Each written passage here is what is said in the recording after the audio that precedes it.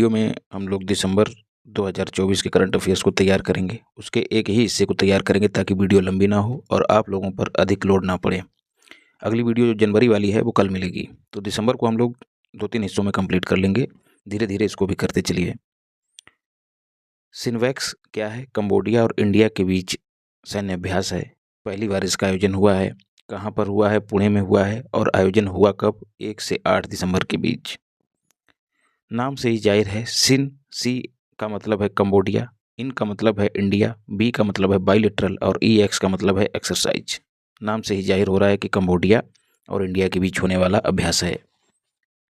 Australia की बात करें तो 16 वर्ष से कम उम्र के जो बच्चे हैं उन पर एसएम पर प्रतिबंध लगाने के लिए कानून पारित कर दिया है ऑस्ट्रेलिया ने। एसएम बोले तो सोशल मीडिया। फिर बात करें जय शाह की, तो Jay Shah international cricket council के सर्वाधिक युवा अध्यक्ष नियुक्त किए गए हैं। ये 5वें भारतीय होंगे जो इस पद पर पहुंच रहे हैं।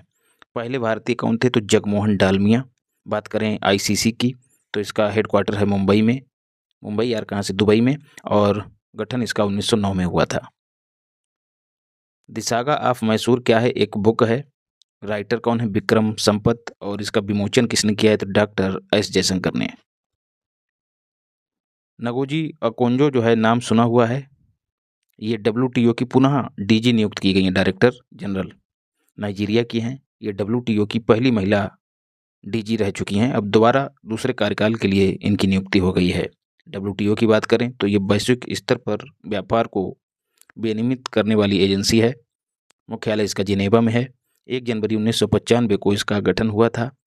गैट का उत्तराधिकारी है। मराकेश सम्मेलन के तहत इसका गठन हुआ था और मराकेश सम्मेलन की इस बार 30वीं वर्षगांठ भी मनाई गई है।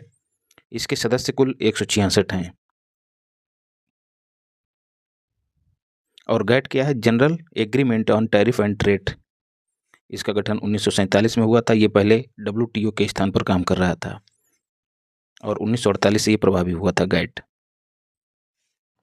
बस संगवारी एक एप्लीकेशन है बसों की लाइव पोजीशन ज्ञात करने के लिए। जैसे यूपी में क्या है? चलो ऐप आपने देखा होगा। चलो उस पर जो सिटी बस हैं जो चलती हैं उनकी लाइव ट्रैकिंग की जा सकती है। ठीक है, ऐसा ही ऐप छत्तीसगढ़ ने लॉन्च किया है। अलेप्पो शहर दोस्तों सीरिया का शहर है, प्रायः चर्चा में रहता है। विद्रोहियों ने कब्जा कर लिया है, इस वजह से चर्चा में रहा है। कैपिटल सीरिया की दमिश्क है। ब्लीडिंग आई वायरस जैसा कि नाम से जाहिर है आंखें जो है रक्त की तरह लाल हो जाती हैं। रवांडा में ये मौत का कारण बन रहा है और रवांडा अफ्रीकी देश है और इसकी राजधानी जो है वो किगाली है। किगाली। मारबर्ग वायरस से ये फैला है। आंखों में खून और लालिमा जैसे लक्षण दिखाई देते हैं। पंबन 2.0 इंडिया का पहला वर्टिकल लिफ्ट रेल ब्रिज है। इसका मतलब पंबन बन भी रहा होगा। तो पंबन बन एक पुराना ब्रिज था जो रामेश्वरम और पंबन के बीच बना हुआ है। पंबन एक आइलैंड है, तो ये भी इन्हीं दोनों के बीच है और इसके समानांतर एक दूसरा एक आधुनिक ब्रिज जो है वो स्थापित किया गया, इसलिए इसका नाम पंबन 2.0 रखा गया है। वर्टिकल लिफ्ट मतलब ऊपर की ओर उठने वाला रेल ब्रिज है। रेलगाड़ी चलेगी लेकिन इसके नीचे से जैसे ही जहाज कोई आएगा तो ये ऊपर के लिए लिफ्ट हो जाएगा, जैसा आपने धूम 3 में देखा होगा। धूम 3 में देखा होगा जो पुल रहता है वो बीच से टूट के ऊपर उठ जाता है। स्वच्छ पौध कार्यक्रम बागवानी फसलों के तहत कृषि उत्पादन को बढ़ावा देना और कृषि को बढ़ावा देना बागवानी फसलों की, यह इसका उद्देश्य है। इंडिया ने एशियन डेवलपमेंट बैंक ADB के साथ ऋण के लिए समझौते पर हस्ताक्षर किए हैं। ये ऋण कितने पैसों का रहेगा ये भी याद रखिएगा, $98 मिलियन। एशियन डेवलपमेंट बैंक की बात करें तो 1966 में इसकी स्थापना हुई थी। मुख्यालय मनीला में है। मनीला क्या है? फिलीपींस की राजधानी है। फिलीपींस में ही अंतर्राष्ट्रीय चावल अनुसंधान संस्थान है, ये भी याद रखना। और जो एशियन डेवलपमेंट बैंक है इसका 69वां एकदम ताज़ा देश कौन सा बना है सदस्य के रूप में? इजराइल। घर चोला हस्तशिल्प गुजरात का है। शादी की ये पवित्र साड़ी या फिर चुनरी या वस्त्र कह सकते हैं जो वधू इस्तेमाल करती है, इसको GI टैग दिया गया, इस वजह से ये चर्चा में है। सर्वाधिक GI टैग किस राज्य को मिले हैं? तो यूपी को मिले हैं, ये भी याद रखिएगा।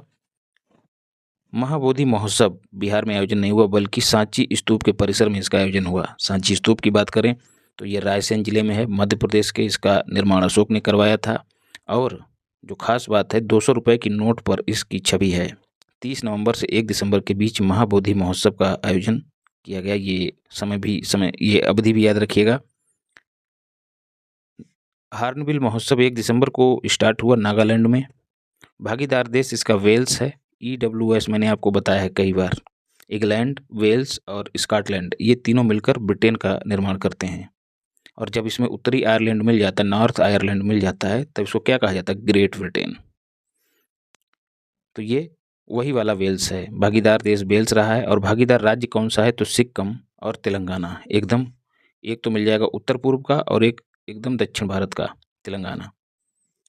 ये 25वां महोत्सव था, इसलिए इम्पोर्टेंट है। हार्नबिल एक लंबी चोंच वाला पक्षी है। इसको राज्य पक्षी भी घोषित किया, लेकिन खास बात ये याद रखनी है कि नागालैंड में मनाया जाता है, लेकिन नागालैंड ने इसको अपना राज्य पक्षी घोषित नहीं किया है, अपितु अरुणाचल प्रदेश का ये राज्य पक्षी है और केरला का है। तो आप इधर केरल देख लीजिए और इधर अरुणाचल प्रदेश, यहाँ पर एकदम उत्तर दक्षिण वाली कंडीशन है। कुछ चीज़ें कल्पनाओं में भी याद रखी जाती हैं इसी तरह से। सैयद मोदी अंतर्राष्ट्रीय टूर्नामेंट हर बार लखनऊ में होता है, बैडमिंटन से संबंधित है। इससे क्वेश्चन भी पूछा जा चुका है। बाबू बनारसी स्टेडियम में इसका आयोजन हुआ है। और विजेता मेल और फीमेल दोनों वर्गों में, मेल में लक्ष्य सेन और फीमेल में PV सिंधु रही हैं। दोनों ही फैक्ट याद रखिएगा। सर्पदंश मतलब सांप के काटने को स्वास्थ्य मंत्रालय ने अधिसूचित रोग घोषित कर दिया है। मतलब ये रोग ऐसा रोग है जिसके मामलों की पहचान की जाएगी और रिपोर्टिंग की जाएगी। मतलब इस पर अब विधिवत काम होगा। तो ये अधिसूचित नोटिफाइड डिजीज घोषित कर दिया गया है। ये 11वां अधिसूचित रोग है। अभी तक क्या होता था? सांप काट लेता था तो लोगों को पता ही नहीं लगता था। अब जो है इसके आंकड़े उकड़े सब जो हैं सरकार के जरिए जारी किए जाएंगे। इस पर काम भी होगा। डार्क टूरिज्म, जैसा कि नाम से जाहिर है, काला पर्यटन। काला पर्यटन मतलब अंधेरे वाला पर्यटन, विपत्ति वाला पर्यटन।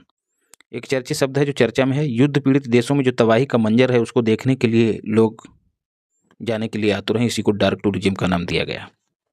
अरुण हिमवीर, अरुण का मतलब अरुणाचल प्रदेश है। वहाँ पर एक मिशन शुरू किया गया है। अरुणाचल प्रदेश में जो कृषि उत्पाद हैं उनको दुर्गम क्षेत्रों में पहुँचाने के लिए ITBP जवानों की मदद ली जा रही है। इन्हीं ITBP जवानों को हिमवीर कहा जाता है। तो अरुण हिमवीर अरुणाचल प्रदेश का मिशन है। यहाँ के CM पेमा खांडू हैं। और अरुणाचल प्रदेश सबसे कम जनसंख्या घनत्व वाला राज्य है। UN वैश्विक उत्कृष्टता पुरस्कार बसंत गोयल को दिया गया। डॉक्टर हैं, कहाँ? दुबई में दिया गया।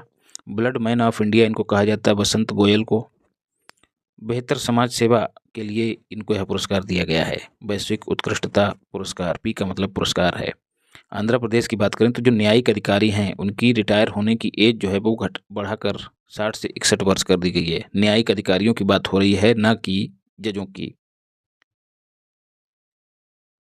विश्व एड्स दिवस, D का मतलब दिवस है, V का मतलब विश्व है, R का मतलब राष्ट्रीय है, A का मतलब अंतर्राष्ट्रीय है, तो समझते रहिएगा। 1 दिसंबर को मनाया जाता है। इस बार इसकी थीम थी मेरा स्वास्थ्य मेरा अधिकार। और एड्स की फुल फॉर्म आप लोगों ने कक्षा 9 से ही पढ़ी होगी, 8 से ही पढ़ी होगी, तो उसमें कमेंट बॉक्स में हो सके तो प्रयास करके बताओ। वैसे करते नहीं हो तुम लोग। अंतर्राष्ट्रीय दिव्यांग दिवस 3 दिसंबर को मनाया जाता है। राष्ट्रीय नौसेना दिवस 4 दिसंबर को। राष्ट्रीय प्रदूषण नियंत्रण दिवस, इंपॉर्टेंट है दोस्त, 2 दिसंबर को मनाया जाता है। विश्व मृदा दिवस 5 दिसंबर को। मृदा की देखभाल करना इसका थीम थी। अंतर्राष्ट्रीय भ्रष्टाचार विरोधी दिवस 9 दिसंबर को। दिवस अच्छे से याद कर लीजिए। एक बार याद हो जाएंगे तो हमेशा के लिए ये फायदेमंद रहेंगे, नहीं तो दिक्कत बनी रहेगी। देखिए इस बार UP PCS प्री में 2 क्वेश्चन पूछे गए थे और एकदम ऐसे पुरातात्विक दिवस लेके आया, मतलब जो प्राय नहीं देखे जाते हैं। अंतर्राष्ट्रीय पुरातात्विक नहीं कहा जा सकता है, मतलब एकदम गूढ़ दिवस लेके आया था। अंतर्राष्ट्रीय भ्रष्टाचार विरोधी दिवस 9 दिसंबर। मानवाधिकार दिवस 10 दिसंबर को। भारतीय भाषा दिवस इंपॉर्टेंट है, 11 दिसंबर। राष्ट्रीय ऊर्जा संरक्षण दिवस 14 दिसंबर। और विजय दिवस 16 दिसंबर को मनाया जाता है। किस उपलक्ष्य में? जो मुक्ति संग्राम हुआ था बांग्लादेश को पाकिस्तान से मुक्त कराने के लिए 1971 में हुआ था। तो 16 दिसंबर 1971 को जो पाकिस्तान के सेना कमांडर थे उन्होंने भारत के समक्ष सरेंडर कर दिया था। उसी उपलक्ष्य में विजय दिवस के तौर पे 16 दिसंबर को मनाया जाता है। अंतर्राष्ट्रीय प्रवासी दिवस 18 दिसंबर को। राष्ट्रीय प्रवासी दिवस 9 जनवरी को। अब देखो इसको हम लोग जनवरी वाले करंट अफेयर्स में पढ़ेंगे। विश्व समुद्री सम्मेलन 4 से 6 दिसंबर के बीच हुआ है। 3 वर्षों में ये एक बार होता है। इस बार इसका आयोजन चेन्नई में किया गया। 4 दिसंबर के दिवस याद कर लीजिए। अंतर्राष्ट्रीय बैंक दिवस, वन्य जीव संरक्षण दिवस, विश्व वन्य जीव संरक्षण दिवस और भारतीय नौसेना दिवस, ये तीनों दिवस 4 दिसंबर को मनाए जाते हैं। राष्ट्रीय गणित दिवस 22 दिसंबर को। गणित नवाचार हेतु सेतु, मतलब गणित जो है नवाचार के लिए एक ब्रिज है, ये इसकी थीम थी। राष्ट्रीय किसान दिवस, राष्ट्रीय किसान दिवस जो है वो 23 दिसंबर को मनाया जाता है। राष्ट्रीय उपभोक्ता दिवस 24 दिसंबर को और विश्व उपभोक्ता अधिकार दिवस 15 मार्च को मनाया जाता है। वीर बाल दिवस 26 दिसंबर को मनाया जाता है। 2021 में इसकी घोषणा मोदी जी के द्वारा की गई थी। किस उपलक्ष्य में मनाया जाता है?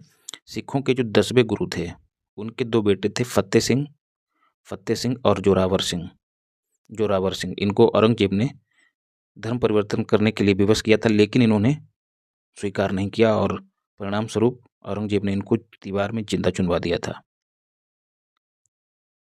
Time person of the year Donald Trump को दूसरी बार दिया गया। किस लिए? राष्ट्रपति पद को नए सिरे से परिभाषित करने के लिए, है ना। इनके राष्ट्रपति बनने से कई नए काम हुए हैं। 47वें राष्ट्रपति बने हैं, ये पुनः निर्वाचित हुए हैं। राजा महेंद्र प्रताप को देख लेते हैं, इंपॉर्टेंट हैं दोस्त। 1 दिसंबर 2024 को इनकी 138वीं जयंती मनाई गई। जन्म इनका हाथरस में हुआ था, कहाँ? यूपी में। और यह हाथरस किस लिए प्रसिद्ध है? हींग के लिए प्रसिद्ध है। अब बताना है कि ODOP योजना की शुरुआत कब हुई थी? कमेंट बॉक्स में फुर्ती से बताओ। 1915 में काबुल में इन्होंने निर्वासित सरकार का गठन किया था, जिसके ये स्वयं प्रधानमंत्री थे, याद रखिएगा। और ये 1915 वो दौर था जब प्रथम वर्ल्ड वार जो है वो शुरू हो चुका था। Also known as Aryan Peshwa, इनको आर्यन पेशवा भी कहा जाता है। मोमडन एंग्लो ओरिएंटल कॉलेज के भी ये छात्र रहे थे। तो कथन बनाकर यदि तुमसे पूछ ले तो घबराइएगा मत। अलीगढ़ में 2021 में मोदी जी ने बीबी मतलब विश्वविद्यालय की आधारशिला मतलब फाउंडेशन रखी है। महाकुंभ को देखते हैं तो 13 जनवरी से 26 फरवरी तक इसका आयोजन होगा। कहाँ होगा? आप सबको पता है। क्षेत्र को 76वां अस्थायी जिला फॉर प्रशासनिक सहूलियत के लिए। अब जैसे इस बार अनुमान है कि 40 करोड़ जो श्रद्धालु हैं वो कुंभ में शिरकत करेंगे, तो ऐसे में यहाँ पर जो भी घटना, जो भी एक्टिविटीज होंगी, उसके लिए अलग प्रशासन जो है वो काम करेगा। यहीं का फैसला यहीं हो जाएगा। तो कुंभ को अमूर्त सांस्कृतिक धरोहर 2017 में घोषित किया गया था, याद रखिएगा। उबर शिकारा दोस्तों जम्मू कश्मीर में एक नाव को कहा जाता है। उबर आप लोग कंपनी जानते ही हैं, ओला और उबर खूब नाम सुना होगा। तो श्रीनगर की जो डल झील है उसमें नाव सेवा शुरू कर रही है उबर कंपनी, इसलिए उबर शिकारा चर्चा में है। रायतू भरोसा योजना जो है रायथू बंधु योजना का नया नाम है। रायथू मतलब किसान होते हैं, तो किसानों को वित्तीय सहायता प्रदान करने से संबंधित है ये रायथू भरोसा योजना। और किस राज्य की है? तो ये तेलंगाना राज्य की है, याद रखिएगा। कन्फ्यूजन हो रहा है कि आंध्र प्रदेश की तो नहीं है, एक बार क्लियर कर लीजिएगा। संभवतः तेलंगाना की ही है। हेरिटेज डेस्टिनेशन साइट यूनेस्को ने घोषित किया किसे? वर्ल्ड बैंक नहीं, वेस्ट बंगाल को। कंपनी ऑफ द ईयर गेल को इस सम्मान से सम्मानित किया गया फॉर शुद्ध हाइड्रोजन उत्पादन करने के लिए। महारत्न कंपनी है, याद रखिएगा। Gas authority of India limited इसकी फुल फॉर्म है। रातापानी की बात करें तो मध्य प्रदेश के रायसेन में है रातापानी, और ये रायसेन वही है जहाँ पर सांची का स्तूप है, ये भी याद रखिएगा। मध्य प्रदेश का 8वां टाइगर रिजर्व घोषित किया गया मध्य प्रदेश सरकार के द्वारा। अभी केंद्र ने इसको घोषित नहीं किया है, याद रखिएगा। Order of Mubarak al Kabir Kuwait का सर्वोच्च राष्ट्रीय पुरस्कार है। शेख अल सबाह जो वहाँ के शेख हैं उन्होंने मोदी जी को दिया, ये दोस्ती का प्रतीक है। 22 दिसंबर 2024 को मोदी जी को दिया गया Sheikh order of Mubarak al Kabir. राष्ट्रीय तानसेन पुरस्कार 2023 23 दिसंबर को दिया गया। पंडित स्वप्न चौधरी को दिया गया जो कि कोलकाता के हैं और तबला वादक हैं। शास्त्रीय संगीत में यह पुरस्कार दिया जाता है उपलब्धि के लिए। और ड्यूरिंग तानसेन संगीत समारोह जो कि ग्वालियर में आयोजित होता है, इसी समारोह के दौरान दिया गया। और संगीतकार तानसेन की शताब्दी वर्ष के उपलक्ष्य में ये संगीत समारोह का आयोजन हुआ 23 दिसंबर को। प्रदान किया गया किसके द्वारा? मध्य प्रदेश सरकार के द्वारा ये प्रदान किया जाता है, उसी सरकार का ये पुरस्कार है। तो भले ही इसके नाम में राष्ट्रीय लगा हुआ है, लेकिन है किसका? मध्य प्रदेश सरकार का। दिमाग में बैठा लो। तानसेन इनका अन्य नाम रामतनु पांडे था। अकबर के नवरत्नों में शामिल थे। इनके गुरु स्वामी हरिदास जी थे और इनका मकबरा जो है वो ग्वालियर में है। चैंपियंस ऑफ द अर्थ पुरस्कार यूएनओ का सर्वोच्च पर्यावरण पुरस्कार है। अब अर्थ लगा है मतलब धरती, और धरती मतलब पर्यावरण, ऐसे जोड़ के याद रखना। पारिस्थितिकीविद माधव गाडगिल को दिया गया। काहे के लिए? पश्चिमी घाट के संरक्षण को लेकर किए गए इनके कामों को रेखांकित करने के लिए। पश्चिमी घाट हॉट स्पॉट है भारत में। अब आपको बताना है कि भारत में कुल कितने हॉट स्पॉट हैं। 6 राज्यों में पश्चिमी घाट का विस्तार है। 2012 में इसे यूनेस्को की विश्व धरोहर स्थलों की सूची में शामिल किया गया। निरूपा फर्नांडो श्रीलंका की 48वीं CJI बनी हैं और ये श्रीलंका की दूसरी महिला चीफ जस्टिस बनी है, ये भी याद रखना। पूजा शर्मा की बात करें तो दिल्ली की हैं। BBC की जो स्वप्रेरक फीमेल्स हैं उनमें इनका नाम आया है। इनका एक NGO है राइट द सोल फाउंडेशन, जिसके तहत लावारिस शवों को जो है फूंका जाता है या फिर कहें कि उनका दहन किया जाता है, अंतिम संस्कार किया जाता है। पायल कपाड़िया गोल्डन ग्लोब पुरस्कार के लिए नामांकित किया गया इनको, और इस पुरस्कार के लिए नामांकित होने वाली पहली भारतीय डायरेक्टर हैं। किस फिल्म के लिए? All We Imagine as Light. B Rama Subramaniam पूर्व न्यायाधीश हैं सुप्रीम कोर्ट के। जो राष्ट्रीय मानवाधिकार आयोग है उसके नए अध्यक्ष नियुक्त किए गए हैं। अरुण कुमार मिश्रा AK मिश्रा का ये स्थान लेंगे। नियुक्ति किसके द्वारा की जाती है? द्रौपदी मुर्मू के द्वारा नियुक्ति की गई है। और किसकी सिफारिश पर? एक समिति की सिफारिश पर। उस समिति की अध्यक्षता मोदी जी करते हैं, प्रधानमंत्री। लोकसभा अध्यक्ष उसमें शामिल होता है समिति में, राज्यसभा का उपसभापति, गृह मंत्री और दोनों सदनों का नेता विपक्ष, ये लोग शामिल होते हैं इस समिति में।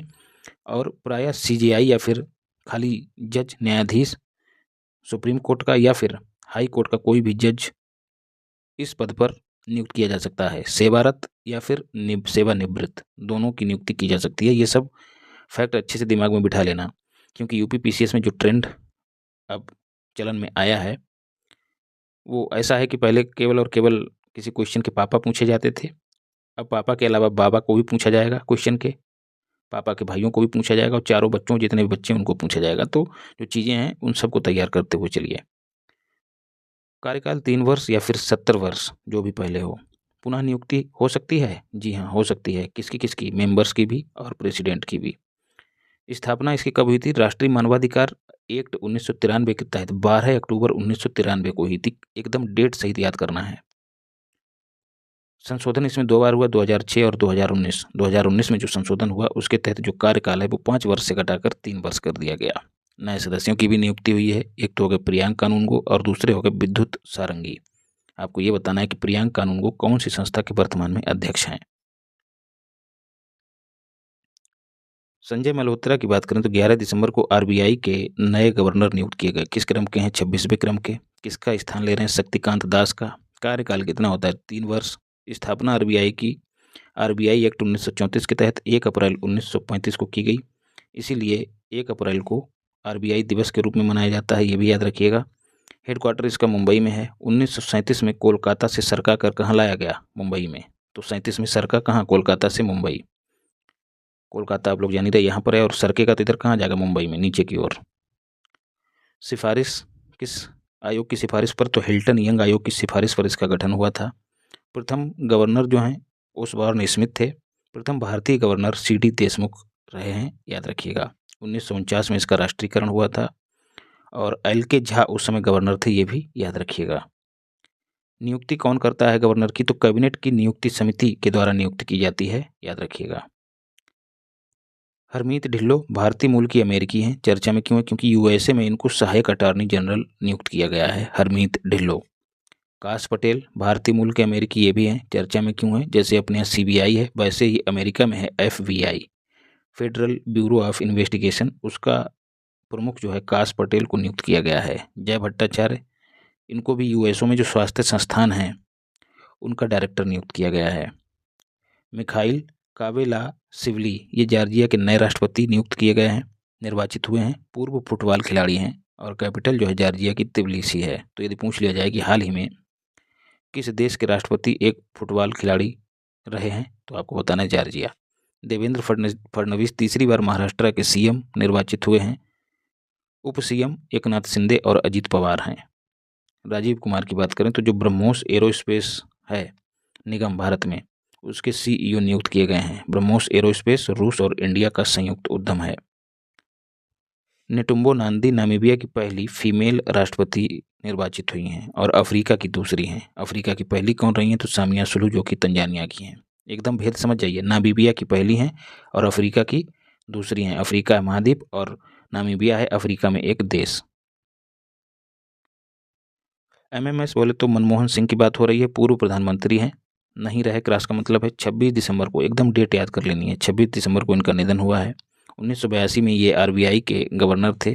1982 में और क्या क्या हुआ, 82 में एक्जिम बैंक की स्थापना हुई थी, एक्सपोर्ट इंपोर्ट बैंक और नाबार्ड की भी स्थापना हुई थी, ये भी 2 फैक्ट याद कर लेना। और 1985 में योजना आयोग के उपाध्यक्ष, अध्यक्ष कौन होते हैं, योजना आयोग के प्रधानमंत्री। 1990 में प्रधानमंत्री के आर्थिक सलाहकार रहे हैं। 1991 में वित्त मंत्री रहे हैं, किसके समय में, PV नरसिम्हा राव जो प्रधानमंत्री थे। और उस समय जो नई नीति अपनाई गई थी LPG, लिबरलाइजेशन, प्राइवेटाइजेशन और ग्लोबलाइजेशन, तो उस समय वित्त मंत्री मनमोहन सिंह जी ही थे। 2004 से 14 तक ये 2 बार PM रहे हैं, ये फैक्ट भी याद रखना। श्याम बेनेगल ये फिल्मकार थे, नहीं रहे हैं, क्रॉनिक किडनी डिजीज से ये पीड़ित थे। दादा साहब फाल्के DSF पुरस्कार जो है मिला है इनको, पद्म भूषण और पद्मश्री भी मिल चुका है। और आपको बताना है कि जो दादा साहब फाल्के पुरस्कार लेटेस्ट वाला, वो किसको दिया गया है, वो एक दादा को ही दिया गया। ये आपको मैं एक हिंट दे रहा हूँ। राज मनचंदा जो है इंडिया के स्क्वैश खिलाड़ी हैं, अर्जुन पुरस्कार होल्डर हैं, चर्चा में क्यों है, निधन हो गया। Zakir Hussain, most important date सहित याद कर लेना, 16 दिन पहले, मतलब 10 दिन पहले, मनमोहन सिंह के 10 दिन पहले जाकिर हुसैन का निधन हुआ है। पल्मोनरी फाइब्रोसिस बीमारी थी इनको, ये फेफड़ों की बीमारी होती है, ठीक है। इनका जन्म महाराष्ट्र में हुआ था। अल्लाह रखा के पुत्र थे, अल्लाह रखा भी एक तबला वादक थे, ये भी याद रखना। 1992 में इनको ग्रैमी अवार्ड मिला था और 2024 में 3 ग्रैमी अवार्ड मिले हैं, ये बहुत बड़ी उपलब्धि थी। पद्मश्री मिल चुका है, इसके अलावा इनको पद्म भूषण मिल चुका है और पद्म विभूषण भी मिल चुका है, तो तीनों पद्म पुरस्कार मिले हैं, 3 और 1 4 बार ग्रैमी अवार्ड मिला है, याद रखिएगा। तो इस तरह से हमने दिसंबर महीने का एक हिस्सा कंप्लीट किया है। ऐसे ही आपको आगे का भी करंट अफेयर्स धीरे धीरे उपलब्ध करा दूंगा। वीडियो अगर अच्छी लगी हो तो लाइक करो, नए हो तो चैनल को सब्सक्राइब करो, और PDF के लिए टेलीग्राम चैनल है इसी नाम से, उसको ज्वाइन कर लेना। तो अच्छे से पढ़ते रहिए, स्वस्थ रहिए, मस्त रहिए, पढ़ाई में व्यस्त रहिए। मिलते हैं अगली क्लास में, धन्यवाद, राधे राधे, जय श्री कृष्ण।